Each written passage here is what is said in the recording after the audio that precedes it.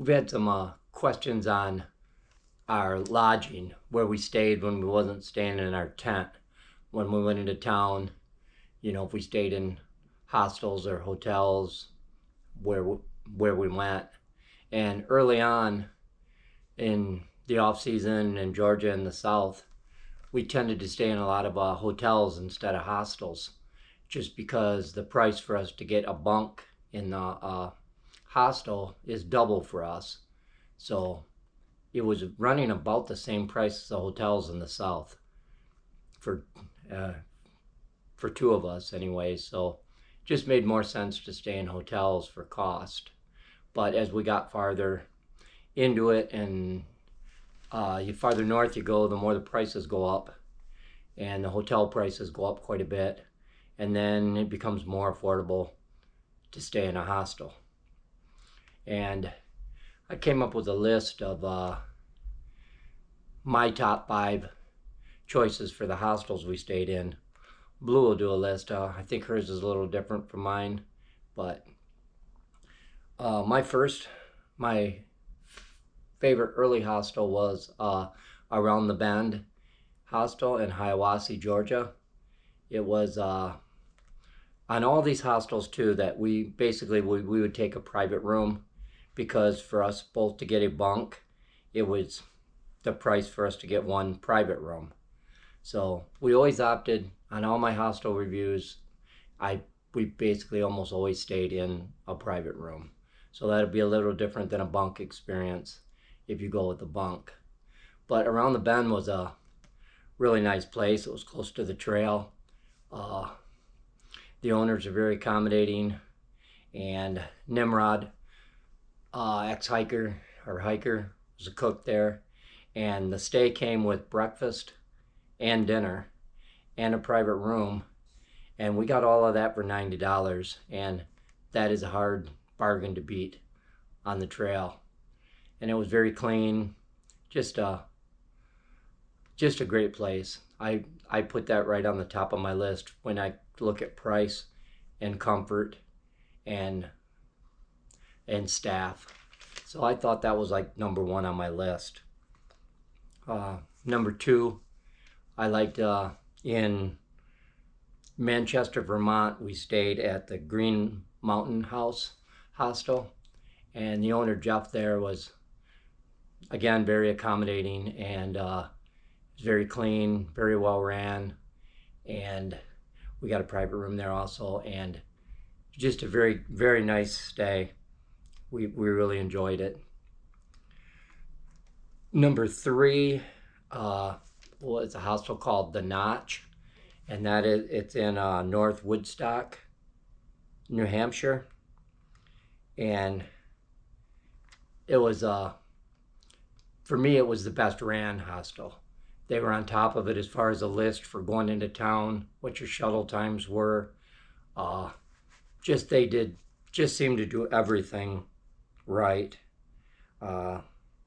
We stayed in a private room there also, and it was definitely near the top of my list for a place to stay. Number 4 was I believe it was hadn't been open that long.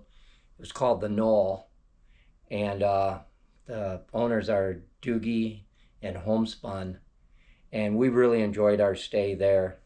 That was a fantastic stay.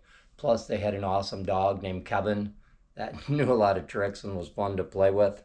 But they were very accommodating, to the point where they were full when we and it was going to storm. There were some bad storms coming, and their bunks were taken.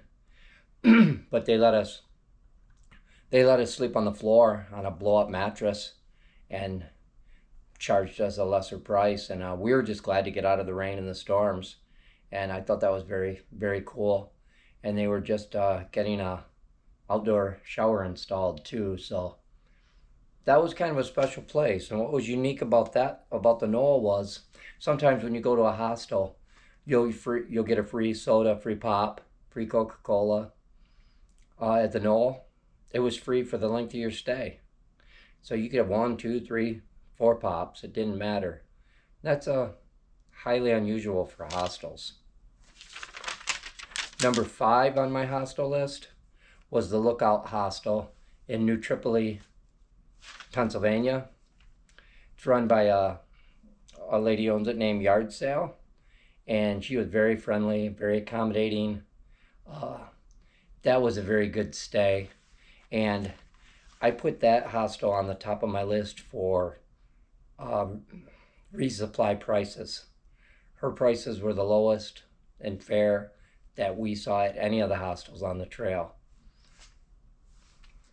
For an honorable mention, I put the Wicked Way Station in Wardsboro, Vermont, because it had the coolest, the coolest game room. It had a full-size pool table, a full-size air hockey table, full-size ping pong table, and it had all the games that we kind of grew up with, like Rock'em Sock'em Robots and Battling Tops, and even had the little hockey game with the players on it with the sticks coming out where you could spin the players around and hit the puck. It was just, and it had a country store that was within walking distance with hot food and a deli and very good prices. And I put them at, I gave them an honorable mention because I thought, especially if you're younger, you would really take advantage of all that, all the stuff in the game room. When you're older, you kind of get there and you want to go to bed, you're tired. But, so I put that, that's my top 5. And if you didn't hear one that you stayed at that you really like, possibly we didn't, the timing didn't work out for us to stay at some of those. We've heard a lot about Woods Hole, and that didn't work out for us. We weren't in that area.